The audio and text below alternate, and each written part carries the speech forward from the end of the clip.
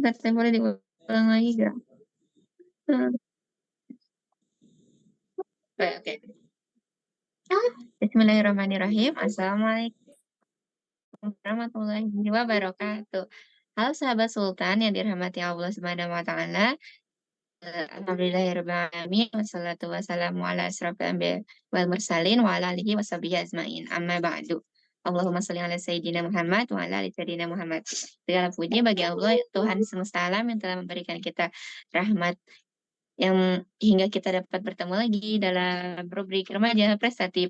Oke, halo sahabat Sultan, bertemu lagi dengan saya Hasna dan narasumber kita kali ini yaitu Kak Laila. Nah, alhamdulillah nih kita udah ketemu kan. Nah, hari ini kita mau ngangkat tema tentang legalisasi zina untuk remaja. Kok bisa? Nah, ini kok dari pertanyaannya aja ya Sobat Sultan ini tuh udah jadi sebuah pertanyaan. Kok legalisasi zina untuk remaja kok bisa gitu. Nah, kalau misalkan Sobat Sultan nih nonton berita ataupun kayak pastinya dong siapa sih Gen Z ataupun Gen Alpha atau bahkan milenial yang enggak yang namanya scroll sosmed itu pasti nggak mungkin nggak ada dong. Tiap hari bahkan mungkin kayaknya dari kita bangun tidur, ketemu teman, atau bahkan di sekolah, ataupun di tempat kerja, atau mungkin pas kita lagi main, nongkrong, pasti yang namanya scroll media sosial itu pasti ada dong. Nah, sekarang tuh nih Sobat Sultan lagi rame ada peraturan undang-undang tentang alat kontrasepsi untuk remaja ataupun pelajar. Nah, Sobat Sultan, siapa di sini yang masih remaja? Pastinya Sobat Sultan yang nonton hari ini masih remaja dong, atau bahkan mungkin ada pelajar SD, SMP, SMA. Nah, peraturan tentang alat kontrasepsi untuk remaja dan pelajar. Nah, itu kan udah jadi pertanyaan yang itu tuh sebenarnya nyambung ya Sobat Sultan ke, tema kita hari ini gitu, tentang legalisasi zina untuk remaja, kok bisa? Nah, dengan adanya alat kontrasepsi untuk pelajaran remaja ini, itu tuh akan memudahkan kita-kita, maksudnya, Sobat Sultan semua mungkin atau teman-teman Sobat Sultan semua tuh untuk yang namanya melakukan zina gitu. Otomatis kan berarti kayak, kok bisa ya ada berita kayak yang dengan alat ini. Jadi, eee, kalangan kita tuh Gen Z, millennials, bahkan mungkin Gen Alpha, gen-gen yang baru ini, eee, untuk melakukan zina gitu dengan adanya alat kontrasepsi ini ya. Nah, berarti kan kayak apakah apakah bagaimana pandangan Islam tentang adanya undang-undang atau peraturan alat kontrasepsi untuk pelajar dan remaja. Nah, itu bisa tuh Sobat Sultan jadi pertanyaan yang pertama. Kita tanyain yuk ke Kak Laila. Sebelumnya Kak Hasna kayaknya aku belum sapa-sapa Kak Laila ya, Kak Laila. Assalamualaikum Kak Laila, bagaimana kabarnya hari ini? Waalaikumsalam warahmatullahi wabarakatuh. Alhamdulillah luar biasa, tetap semangat, Allahu Akbar. Sehat Kak Hasna? Nah, Kak Hasna sehat? alhamdulillah sehat. Alhamdulillah sehat. Nah, Kak Laila nih, ini Alhamdulillah. tuh bisa jadi ada Mhm satu pertanyaan pertama mungkin Sobat Sultan juga yang hari ini nonton, itu mempertanyakan nih, mhm. ya pertanyaan ini tadi kan, dengan adanya peraturan alat kontrasepsi untuk pelajar ataupun remaja, itu otomatis itu tuh bisa melegalkan zina ya, Kak Laila ya? Nah, menurut pandangan Islam Kak Laila, Mhm, bagaimana sih tentang adanya peraturan ini? Nah, boleh Kak Laila saya mhm. persilahkan? Oke. Baik Kak Hasna dan Sobat Sultan dimanapun berada, Bismillahirrahmanirrahim. Assalamualaikum warahmatullahi wabarakatuh. Alhamdulillahirabbil alamin. Assalatu wassalamu ala asyrofil anbiya'i wal mursalin wa ala alihi wa sahbihi ajmain. Amma ba'd. Kak Hasna dan Sobat Sultan dimanapun berada, kita nih, beberapa waktu lalu sempat dikagetkan dengan sebuah, berita, yaitu bahwasanya Presiden Jokowi telah menandatangani ya sebuah peraturan pemerintah, tepatnya nomor 28 tahun 2024 tentang peraturan pelaksanaan Undang-Undang nomor 17 tahun 17 garis miring 23. Itu sebenarnya peraturannya itu tentang kesehatan, Kak Hasna. Nah, cuman yang bikin rame, yang bikin geger gitu ya, itu ada di peraturan tersebut ada hal yang mengundang kontroversi, ya. Ada hal yang bikin orang itu, apa ya, ibaratnya ya, kaget aja gitu. Karena apa? Dalam pasal 103 ayat 4-nya itu tertulis bahwa pelayanan kesehatan reproduksi selain meliputi deteksi dini penyakit, pengobatan, rehabilitasi, dan juga konseling. Selain itu ternyata ada juga layanan yang menyediakan alat kontrasepsi bagi warga usia sekolah dan remaja. Coba Kak Hasna, apa gitu? Kok gitu kan? Apa namanya? eh, Pelayanan kesehatan reproduksi untuk remaja, tapi kok ada layanan penggunaan alat kontrasepsi. Kan ini kan hal yang what? Buat apa gitu kan remaja dikasih alat kontrasepsi? Nggak nyambung sama tugas remaja, tugas pelajar sebagai pelajar, sebagai penuntut ilmu gitu kan. Kalau seumpamanya memang hal ini dilakukan, itu benar-benar luar biasa gitu kan. Apa namanya, nggak nyambungnya, bahkan bukan cuma nggak nyambung, bahkan terkesan, apa ya, menjerumuskan gitu ya, menjerumuskan ya, bagi remaja dan juga pelajar ya, yang mana, jelas remaja atau pelajar itu kan nggak butuh dong. Coba menurut Kak Hasna, kalau misal Kak Hasna itu ngedenger kata alat kontrasepsi, yang kebayang apa sih, Kak?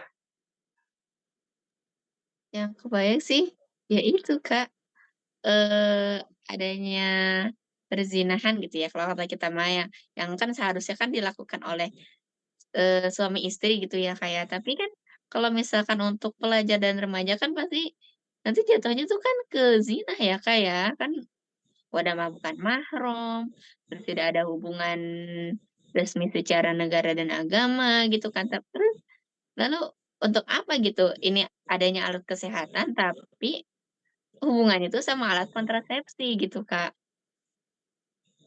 Gitu sih kayak, kok bisa gitu, kok bingung. Nah itu ya. Jadi kan bayangan kita kalau kita mendengar kata alat kontrasepsi, pasti kan yang kebayangnya itu, oh itu sebuah alat ya untuk, apa namanya, kalau orang tua sering bilang alat KB gitu ya, keluarga berencana, ya itu untuk menunda atau menjarangkan kelahiran, kehamilan, seperti itu ya. Nah, sementara pelajar, remaja, itu kan nggak ada kaitannya sama dia mau membentuk keluarga berencana, wong dia belum berkeluarga gitu kan. Dia mau menjarangkan kehamilan, wong dia juga belum menikah gitu. Terus fungsinya buat apa gitu ya.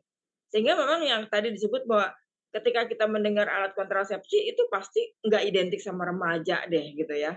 Itu pasti identiknya sama pasutri atau pasangan suami istri yang mana mereka emang memiliki kebutuhan untuk itu gitu ya. Nah, sedangkan remaja itu nggak butuh. Ngapain disediain? Kalau disediain alat tulis sih nyambung ya, Kak, ya. Disediain buku-buku, alat tulis, peralatan sekolah gitu kan, atau fasilitas-fasilitas yang memang menunjang buat proses belajar mengajar, itu mah nyambung banget, emang kebutuhan. Tapi kalau disediakan alat kontrasepsi, aduh kayaknya, nggak banget deh ya, gitu ya. Masalahnya itu bukan kebutuhan dan justru malah itu bakalan membuat remaja semakin bebas atau leluasa untuk melakukan tindakan asusila, untuk melakukan seks bebas. Ya, karena mereka ngerasa, "Oh, kalau pakai ini aman nih, nggak bisa hamil," gitu ya, untuk melakukan perzinahan. Nah, itu jadi Kak Hasna. Jadi bener banget ya memang, ada peraturan tadi ya, peraturan pemerintah yang mana peraturan ini ini benar-benar bikin kita syok gitu ya, karena tadi, di dalamnya itu mencakup adanya layanan penyediaan alat kontrasepsi bagi remaja ataupun pelajar. Dan ini bikin kita bertanya-tanya fungsinya apa, maksudnya apa gitu kan. Apakah remaja-remaja kita itu ingin apa namanya, dijerumuskan ke dalam seks bebas atau liberalisasi yang atau mau seperti apa gitu. Nah, oleh karena itu Kak Hasna, kalau dilihat dari fakta, ya benar ya peraturan ini ada ya, walaupun sebenarnya, ada apa namanya, ada sanggahan-sanggahan juga gitu ya, bahwasanya, ini bukan buat pelajar yang, semua pelajar kok gitu, ini untuk pelajar, yang punya kategori memang membutuhkan gitu kan. Apa namanya, misalnya kayak pelajar atau remaja yang menikah, tapi mereka masih sekolah sehingga mereka ingin menunda kehamilan. Oh, oke kalau memang menikahnya itu, apa namanya, benar gitu ya, bukan karena setelah berzina baru menikah gitu ya. Atau ada juga yang mengatakan bahwa saja ini untuk kelompok, remaja usia, subur gitu. Loh, kelompok remaja usia subur kalau belum menikah buat apa gitu ya. Jadi itu Kak Hasna ya mengenai, keberadaan undang-undang ini memang benar, undang-undang ini ada dan undang-undang ini benar-benar bikin kita kaget, ya benar-benar bikin kita itu geleng-geleng kepala, ngelus dada gitu ya. Karena apa? Karena, mau dibawa ke mana sih remaja kita? Mau dibawa ke mana sih pelajar-pelajar kita gitu ya, kalau ada layanan yang seperti itu, ya. Jadi itu Kak Hasna. Mmm. Nah, tadi kan aku sempet mention nih dari Kak Laila, Mhm, dengan remaja-remaja yang untuk mereka tuh menikah pada saat usia mereka ini masih remaja kan ya, Kak. Itu kan apakah mereka itu menikah atas dasar memang ada sesuatu hal gitu kan, ataukah mereka ternyata mereka tuh sudah menikah atas dasar melakukan suatu perzinahan gitu ya, Kak. Be Terus juga menurut kalau misalkan dilihat dari data-data yang ada, Kak, apalagi udah di sosial media gitu kan, yang namanya perzinahan itu kan sekarang tuh kayak apa ya, anak-anak remaja itu udah menormalisasikan gitu ya, Kak, ya. Nah, apa nggak apa ya, nggak semakin parah, nggak semakin marak dengan adanya peraturan diperbolehkannya alat kontrasepsi ini gitu, Kak? iya iya bener banget Kak, Kak Hasna. Mhm. Jadi memang, ya Sobat Sultan juga pasti udah tahu lah ya gimana kondisi remaja kita saat ini, gimana, kondisi pelajar kita saat ini, yang mana, nggak usah ada peraturan pemerintah macam gini pun juga sebenarnya sekarang itu kondisi perzinahan di kalangan remaja itu udah bikin aduh ya Allah, bikin bikin miris banget, bikin, kita itu ya Allah, bikin kita itu nggak nyangka gitu ya kalau ternyata angka perzinahan sekarang itu semakin marak di kalangan remaja. Itu tanpa adanya peraturan pemerintah yang menyediakan tadi ya, adanya layanan penyediaan alat kontrasepsi bagi remaja. Nah, apalagi kalau ada layanan itu Kak Hasna, apa yang bakal terjadi? Nggak ada layanan ini aja, nggak ada peraturan kayak gini aja, itu perzinahan di kalangan remaja itu udah, marak banget gitu ya. Apalagi disediain, ya Allah, udah makin terpuruk aja gitu kan, remaja udah makin liberal aja, udah makin bebas aja nanti mereka, ya.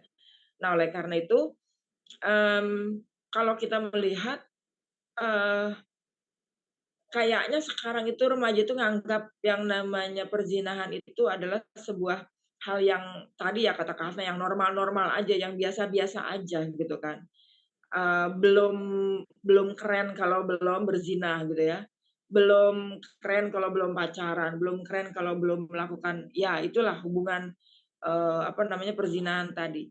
Nah, padahal ya di bulan Maret lalu ya, itu Kepala BKKBN atau Badan, Kependudukan dan Keluarga Berencana Nasional ya, yaitu Dokter Hasto Wardoyo, itu beliau menyoroti kenaikan, persentase remaja yang melakukan hubungan seks ya, yang sudah melakukan hubungan seks itu, eee, kenaikannya itu remaja usia 15 sampai 19 tahun itu 59% pada remaja, apa namanya, laki-laki, ya.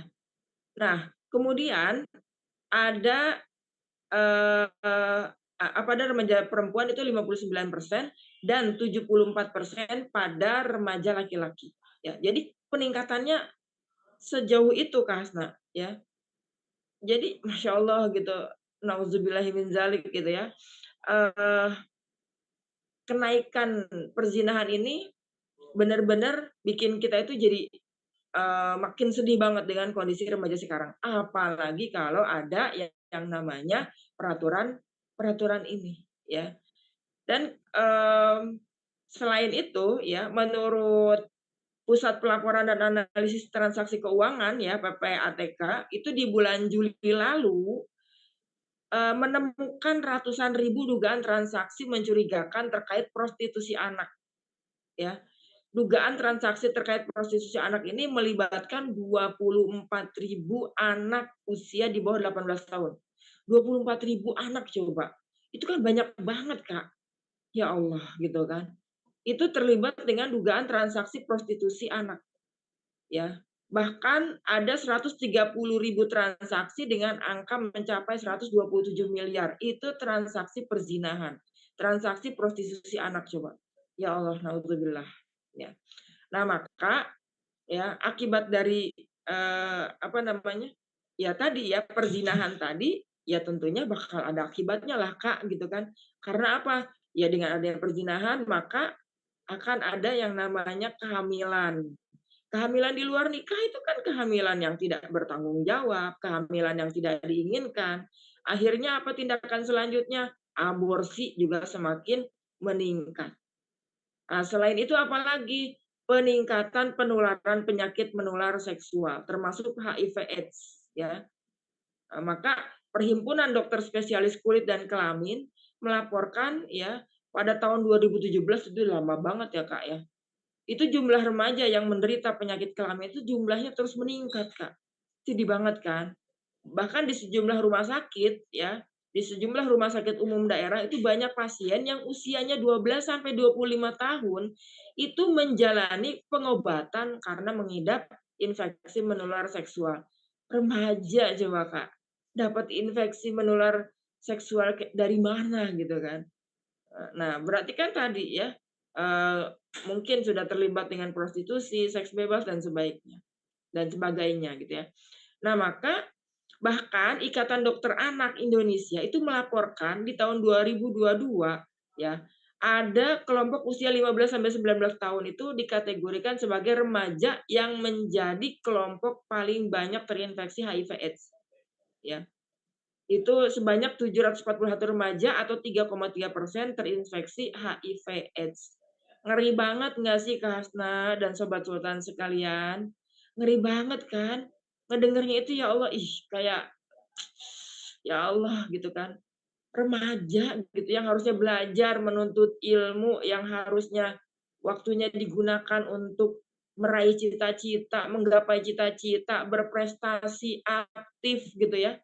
Ini kok disibukkan dengan hal-hal sampah, disibukkan dengan hal-hal yang justru bakalan menghancurkan masa depan mereka.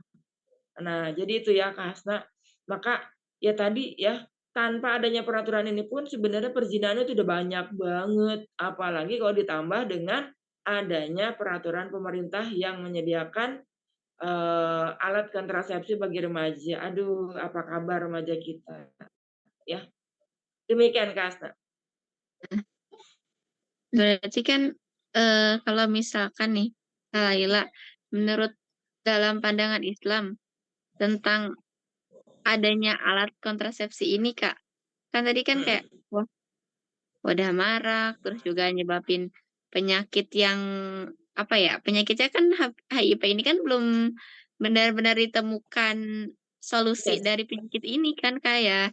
Terus juga mhm, kayak ya, terus juga tadi ada juga yang dia tuh hamil di luar nikah, terus juga sampai aborsi gitu. Itu kan kayak, ini anaknya tuh nggak bersalah gitu kan. Yang bersalah itu kan maksudnya orang tuanya yang tidak ada hubungan suami istri, terus tiba-tiba, ternyata memang Allah berikan kehamilan gitu ya, Kak. dan harus itu tuh harus diaborsi, kan kayak, wah ini anak nggak bersalah, nggak ada dosa apa-apa, tiba-tiba harus diaborsi gitu aja. Bahkan udah karena beritanya udah semakin marak tuh kayak, ya bener-bener meningkat banget kan berarti jumlah anak-anak bukan anak-anak sih, mungkin janin ya, janin yang itu tuh usianya belum seberapa, tapi harus Mhm. diaborsi, kayak, kok bisa ya, ada sampai segitunya gitu. Nah, Kak Laila, apakah ada nih Kak, solusi dari pandangan Islam tentang adanya alat kontrasepsi ini? Nah, izin sebentar Kak Laila, sebelum, Kak Laila menjawab, kita Sobat Sultan nih, mau ada iklan dulu sebentar ya. Nanti tetap stay tune ya, tetap tonton ya. Kita tonton iklan berikut ini.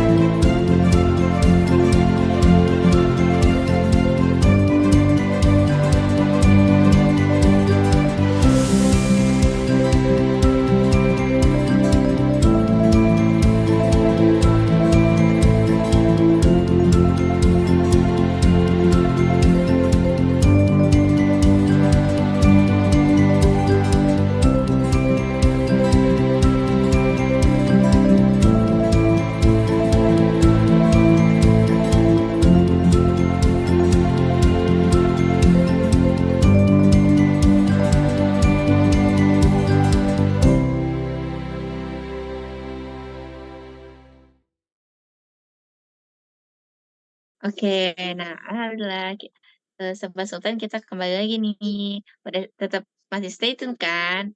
Nah, tadi udah nih, kita tuh, habis ngobrol tentang maraknya ya perzinahan dan legalisasi adanya peraturan undang-undang tentang alat kontrasepsi ini ya. Terus juga ya, apa ya, jadi pertanyaan kalau misalkan ada banyak anak remaja ini, melakukan perzinahan, terus melakukan istilahnya melakukan suatu hubungan yang mereka tuh bukan pasutri, tapi mereka tuh melakukan hingga hamil di luar nikah, terus juga aborsi, menghilangkan janin-janin yang tidak bersalah, tidak berdosa, gitu kan. Bahkan sampai menimbulkan penyakit HIV ini, bahkan tadi seperti yang diobrolin, penyakit HIV ini kan masih belum ditemukan obat atau apa ya, penyembuh benar-benar penyembuhnya gitu. Kayak ya susah karena kan penyakit HIV ini kan menular ya Kak Laila ya. Mhm. Terus juga jadinya ya mau gimana gitu. Nah, apakah akan ada nih Kak Laila solusi untuk remaja dan pelajar kita dalam menghadapi adanya undang-undang alat kontrasepsi ini Kak Laila nih? Mhm. Bahkan di tengah maraknya sekarang itu udah melegalisasikan ataupun menormalisasikan suatu perzinahan, Mhm. bahkan dengan adanya alat kontrasepsi ini Kak Laila. Mhm. Iya. Oke, makasih Kak Hasna dan Sobat Sultan semuanya. Kita lanjutkan kembali ya.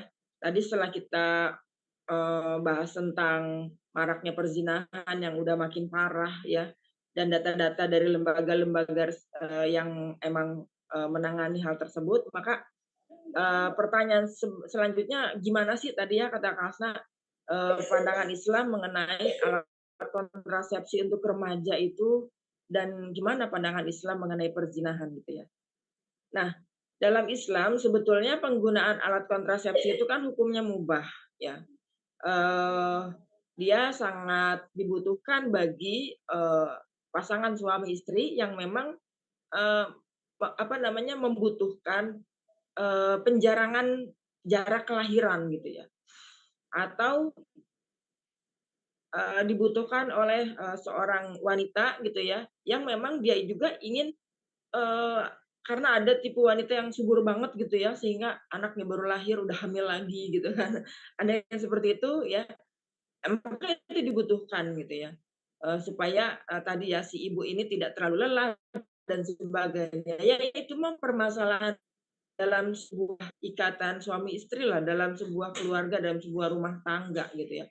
Bukan sebuah, permasalahan atau bukan sebuah kebutuhan yang itu diperlukan bagi, remaja atau anak sekolah, nggak banget gitu ya. Jadi nggak nyambung kalau misalnya, ini, apa namanya, alat kontrasepsi ini diberikan ya kepada remaja atau pelajar, karena nggak ada kepentingannya sama sekali.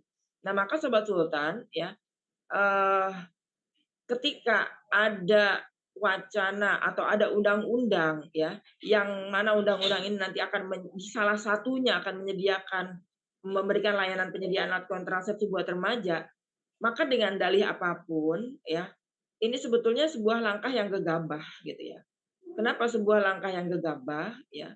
Karena, dilihat dari kebutuhan remaja untuk menggunakan alat kontrasepsi ya, itu, sama sekali tidak dibutuhkan ya, sama sekali tidak dibutuhkan. Ya kecuali tadi ya, ketika memang ada gitu ya, remaja yang memang benar-benar menikah usia muda gitu ya, tapi masih sekolah dan pernikahannya ini benar-benar pure pernikahan bukan karena sudah berzina sebelumnya, mungkin itu lain-lain soal gitu ya. Tapi untuk yang di lu da kalaupun ada remaja yang melakukan itu jumlahnya dikit banget ya, sedikit sekali gitu kan, tidak harus dibuat undang-undang ya gitu ya. Ya maka, justru malah akan terjadi yang namanya penyelewengan gitu ya, penyelewengan penyalahgunaan, penggunaan, aturan ini gitu ya. Nah maka, mmm, hal ini justru memang banyak, ditentang ya oleh berbagai kalangan ya, di antaranya ditentang oleh, apa namanya, sejumlah pihak ya, misalnya Wakil Ketua Komisi 10 ya, DPR RI ya, Abdul Fikri Fakih, itu beliau menilai bahwa menyediakan alat kontrasepsi bagi pelajar ini nggak sejalan ya dengan amanat pendidikan nasional yang berasaskan budi pekerti luhur dan menjunjung tinggi norma agama, gitu ya. Bahkan Ormas Islam Persatuan Umat Islam atau PUI itu menyatakan penolakannya melalui Ketua DPP PUI bidang pendidikan ya, Dr. Widyo Supraha MSI, bahwa PUI menuntut pemerintah untuk membatalkan peraturan pemerintah tersebut, gitu ya. Alasannya peraturan tersebut mengandung unsur-unsur pemikiran transnasional terkait seks bebas yang sangat berbahaya. Nah, berarti kan menjurusnya ke arah sana, Kak. Menjurusnya justru malah ke arah seks bebas, legalisasi atau kebolehan seks bebas atau perzinahan bagi remaja. Ini kan ngeri banget, Kak, gitu ya. Nah, maka, wajar kalau ini tuh, ditolak dan memang seharusnya ditolak oleh kaum muslimin, ya. Karena ya perzinahan itu hukumnya haram dalam Islam, ya. Jadi kalau penggunaan alat kontrasepsinya sih boleh-boleh aja, tapi kalau penggunaan alat kontrasepsi bagi remaja, ya buat apa? Wong remajanya juga belum menikah gitu kan. Nanti malah mereka terdorong untuk melakukan perzinahan karena mereka merasa aman, tidak akan terjadi yang namanya kehamilan, ya. Nah, seperti itu Kak Hasna, ya. Nah, maka, kalau kita melihat pandangan Islam mengenai perzinahan, ya, zina dalam, pandangan Islam itu hukumnya haram dan dosa besar, ya.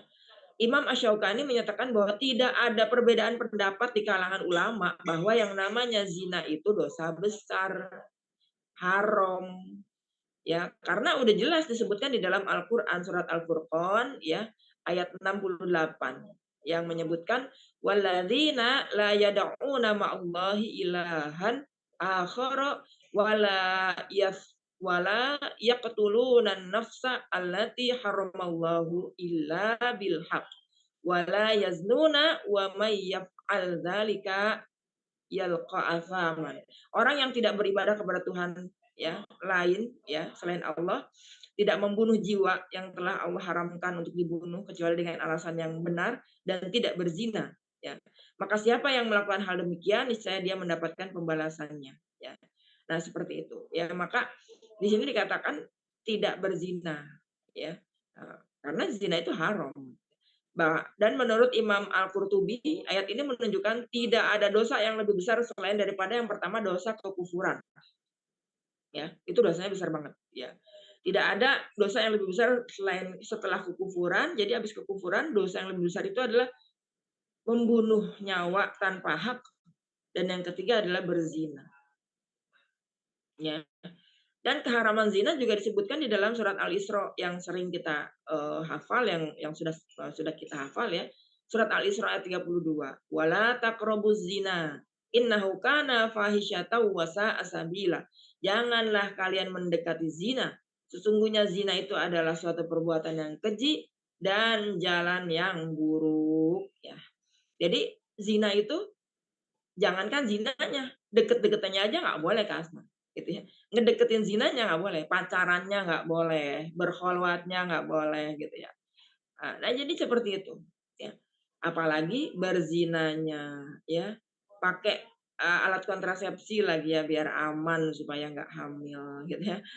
Nah, maka ya ini harusnya jadi pelajaran buat kita. Jangan sampai kita itu menjerumuskan remaja kepada perbuatan mendekati zina. Apalagi perzinahannya itu sendiri, gitu loh Kak Asna, ya. Jadi bukan malah memfasilitasi atau mendorong, membuat remaja itu merasa aman kalau mau melakukan perzinahan. Karena tenang, ada alat pengaman, nggak akan hamil. Kan yang ditakutkan ya oleh remaja ketika mereka berzina itu kan hamilnya, bukan dosanya loh Kak Hasna, ya Allah gitu ya. Jadi kalau dosanya mah ya bagi mereka tuh nggak kelihatan gitu ya.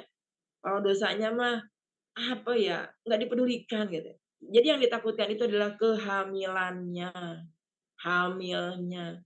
Nah, makanya supaya nggak hamil pakai alat kontrasepsi. Nah, ini kan pemikiran parah, kacau banget gitu loh Kak Hasna, gitu ya. Nah, seperti itu. Jadi itu ya Kak Hasna, maka ya, yang namanya tadi ya penggunaan alat kontrasepsi itu hukumnya boleh, tapi untuk orang-orang yang memang dihalalkan untuk memakainya gitu ya.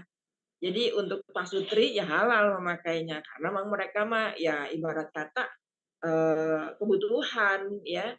Bagi yang butuh itu kebutuhan, bagi yang nggak butuh juga nggak perlu dipakai gitu ya. Nah, apalagi bagi remaja. Maka bagi remaja, penggunaan ini tidak dibutuhkan sama sekali, ya gitu ya, karena oke, jadi seperti itu. Oke. Terima kasih Kak Laila atas penjelasannya. Nah, Sobat Sultan nih, gimana nih habis dengerin penjelasan dari Kak Laila? Wah, kita jadi kayak tercerahkan gitu ya Sobat Sultan ya. Nah, mungkin kalau misalkan Sobat Sultan ada yang mau bertanya, nanti boleh di kolom komentar saja ya Sobat Sultan. Nanti akan dijawab oleh Kak Laila ataupun nanti mungkin akan dijawab oleh narasumber-narasumber lainnya nih. Nah, karena tadi sudah ada penjelasan, nah kita mau ada iklan lagi nih Sobat Sultan. Tenang kok iklannya satu kali lagi aja. Nanti sebelum kita ada penjelasan lainnya nih. Nah, stay tune ya tetap di Sobat Sultan.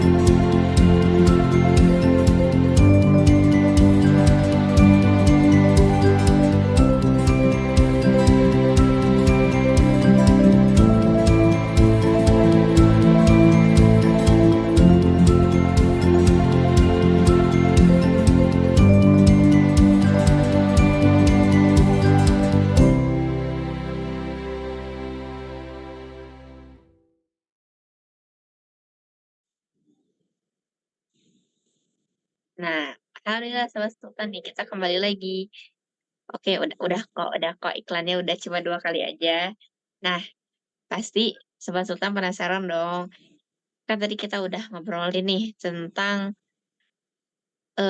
maraknya perzinahan, terus juga legalisasi zina untuk remaja, terus juga dengan adanya peraturan pemerintah alat kontrasepsi ini yang bahkan mungkin bisa memudahkan kalangan kita-kita ini, remaja ataupun pelajar tuh yang sebenarnya nggak ada kebutuhan apa-apa gitu dengan alat kontrasepsi ini. Kalau misalkan ya kita udah mau menikah gitu kan, udah menikah di usia remaja gitu, ya itu mah sah-sah aja gitu kan, boleh-boleh aja untuk menunda kehamilan. Tapi kalau misalkan buat kita-kita yang masih mau fokus dengan masa depan yang masih panjang pendidikannya, masih mau, apa ya, menambah ilmu lebih banyak lagi gitu ya. Kan maksudnya kan kita kayak, ya kita masih muda gitu, terus juga masih butuh banget ilmu-ilmu gitu. Nah, terus dengan adanya peraturan ini gitu, kayak untuk apa gitu kan. Kan itu kan dijelasin ya tadi ya, alat ini tuh diperuntukkan untuk remaja ataupun pelajar-pelajar kan. Kayak, ya berarti untuk apa? Kalau misalkan, kita-kita nih yang belum menikah ataupun yang belum mau menikah, masih mau fokus dulu gitu mengejar pendidikan kayak ya buat apa gitu? Nah, ini bisa jadi nih Sobat Sultan, mungkin pas Sobat Sultan ada yang belum kepikiran mau nanya nih, ini bisa tahu Sobat Sultan jadi pertanyaan yang bisa ditanyakan. Nah, bagaimana nih Kak Laila solusi buat kita-kita, kalangan remaja ataupun pelajar dari menyikapi adanya peraturan pemerintah ini, Kak Laila? Ataupun mungkin solusi dari ini, kan tadi marak banget adanya perzinahan Kak Laila. Nah, mungkin boleh dijawab Kak Laila? Ya,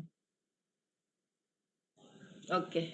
Baik, terima kasih Kak Hasna dan Sobat Sultan semuanya ya.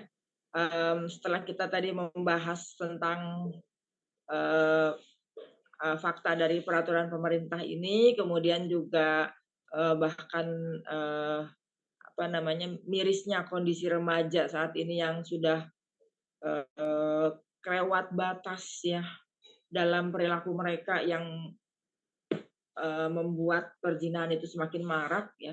Maka sebenarnya kita harusnya itu merenung ya, karena apa? Allah Subhanahu wa taala itu pernah ngingetin kita ya, melalui lisan Rasulnya sallallahu alaihi wasallam.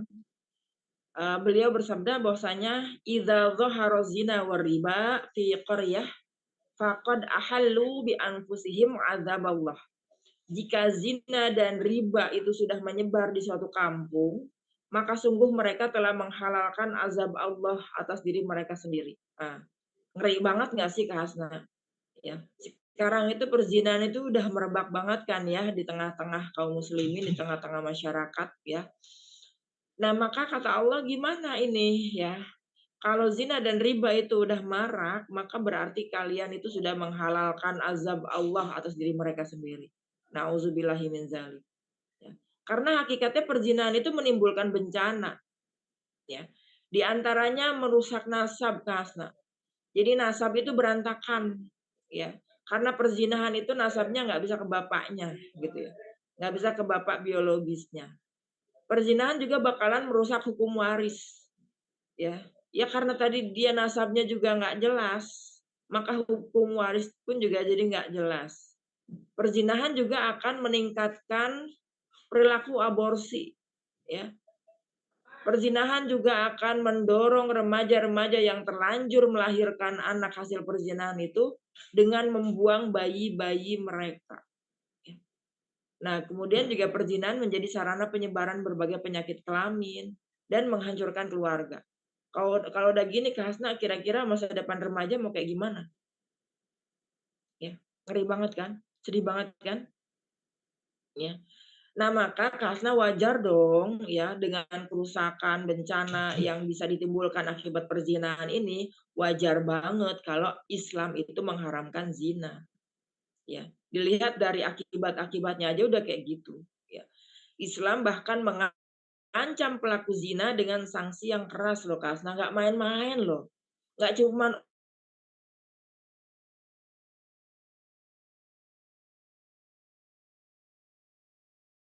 cambuk 100 kali bagi pezina yang belum menikah. Saking nggak bolehnya, Kak Hasna, ya. Kenapa nggak boleh? Karena Islam tuh sayang sama kita. Islam nggak mau kita tuh rusak. Islam nggak mau kita tuh jadi, apa namanya, melakukan tindakan-tindakan yang, itu mengundang azabnya Allah tadi, ya. Kemudian juga, hukuman rajam ya, bagi pezina yang sudah menikah, ya. Nah, maka dengan hukuman-hukuman yang berat tadi, ya, harapannya, ya, manusia itu tidak ada yang berzina, gitu loh, ya. Terus gimana solusinya kalau ada manusia yang, apa namanya, jatuh cinta, tertarik terhadap lawan jenis, ingin memuaskan hasrat seksual, gimana caranya? Ada jalan yang halal. Dengan apa? Dengan pernikahan. Pernikahan itu cuman satu-satunya pintu yang halal untuk melakukan hubungan seksual, ya. Cuma satu pintu, dengan menikah, ya. Dan dengan pernikahan itu maka akan terbangun keluarga, ya, yang sah, yang halal, ya, dan juga akan dijamin kehalalan untuk memenuhi kebutuhan biologis, gitu ya. Jadi buat para remaja, ya, yang memang rasa-rasanya kok pengen nikah, maka itu harus dicermati, itu pengen, ya, pengennya itu karena apa, gitu ya. Keinginan itu timbul karena adanya rangsangan. Makanya remaja-remaja sekarang itu terangsang seperti itu karena banyaknya ya rangsangan-rangsangan di luar. Berupa tontonan, tayangan, gambar, video, ya, dan sebagainya yang mempertontonkan ya, kepornoan ya, seperti itu. Nah, maka ya, eee apa namanya, dengan pernikahan ini justru ya akan mampu mencegah ya, apa namanya, mencegah berbagai keburukan ya, mencegah penularan penyakit seksual ya, justru pernikahan ini akan mendatangkan pahala, ya akan mendatangkan pahala ya, bagi orang yang menikah ya. Dan hubungan seksual setelah menikah pun juga itu akan mendatangkan pahala, gitu ya. Jadi itulah ya kebaikan dari hukum Islam, ya.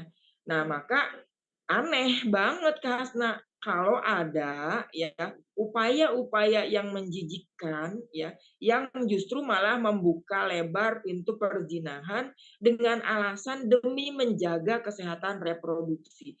Kalau menjaga kesehatan reproduksi, ya jangan menggunakan atau jangan berhubungan ya yang memang bukan dengan pasangan yang sah, bukan dengan istri, bukan dengan suami, ya jangan.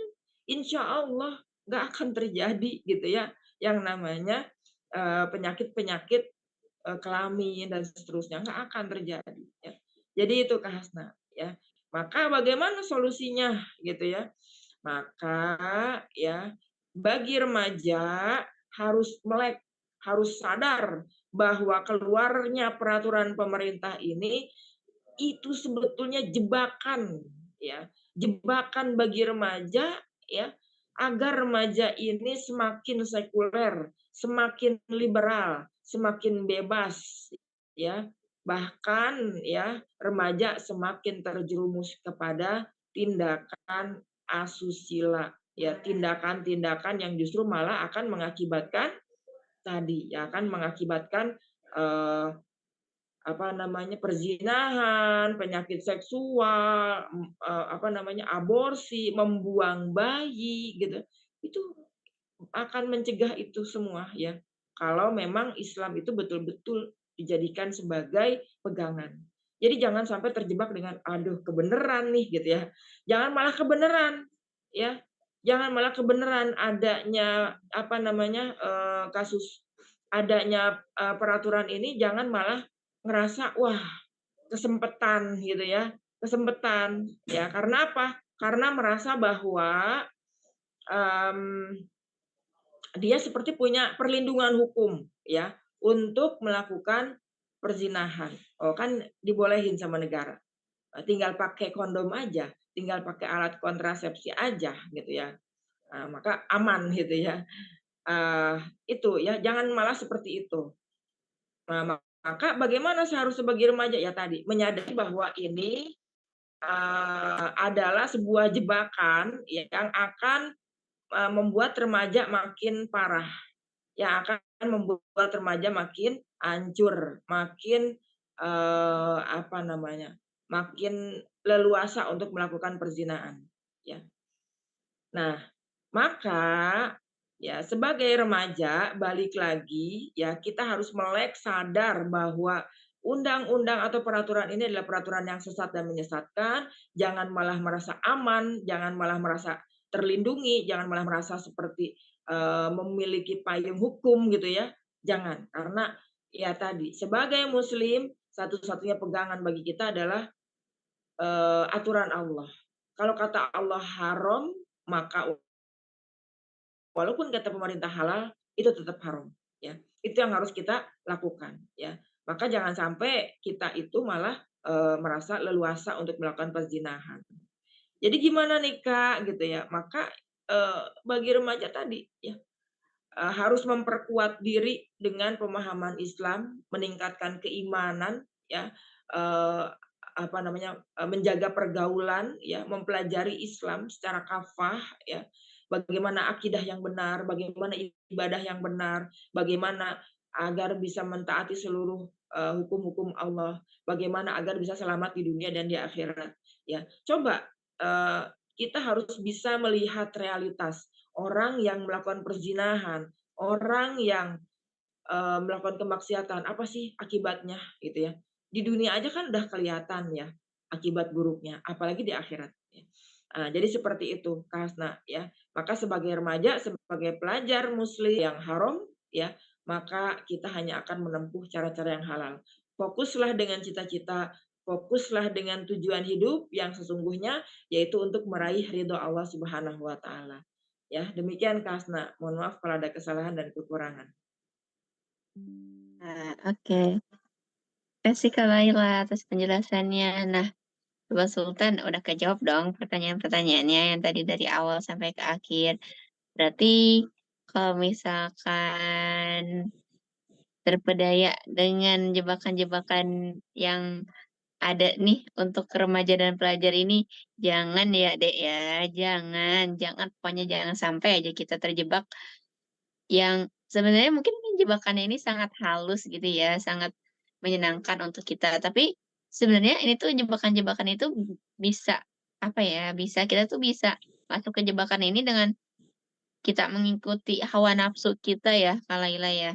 Apalagi ya Yes, mungkin bagi Hasan sendiri tahulah gimana rasanya seorang remaja atau pelajar itu yang masih menggebu-gebu gitu, yang masih, ya masih muda lah, mumpung masih muda kenapa nggak dicoba aja gitu loh. Aduh jangan deh ya, jangan, pokoknya jangan. Nah, kalau mau kalau misalkan Sobat Sultan masih punya pertanyaan-pertanyaan nih, tentang tema kita hari ini, nanti bisa ditanyakan di kolom komentar ataupun, eee, di ya pokoknya di kolom komentar aja deh, kan kita di sini aja. Nah, nanti akan dijawab oleh narasumber-narasumber selanjutnya. Nah, dan kita akan berakhir di sini, karena kebetulan udah selesai ya Kak Laila nih. Eee, saya Hasna, izin undur diri teman-teman, Sobat Sultan. Dengan Kak Laila sebagai narasumbernya, izin pamit undur diri, dan teman-teman dari rubrik Remaja Prestatif. Nah, mungkin kita akan bertemu di rubrik selanjutnya, dan selanjutnya gitu ya. Assalamualaikum warahmatullahi wabarakatuh. Mohon maaf kalau misalkan ada salah kata ataupun sikapnya. Assalamualaikum warahmatullahi wabarakatuh.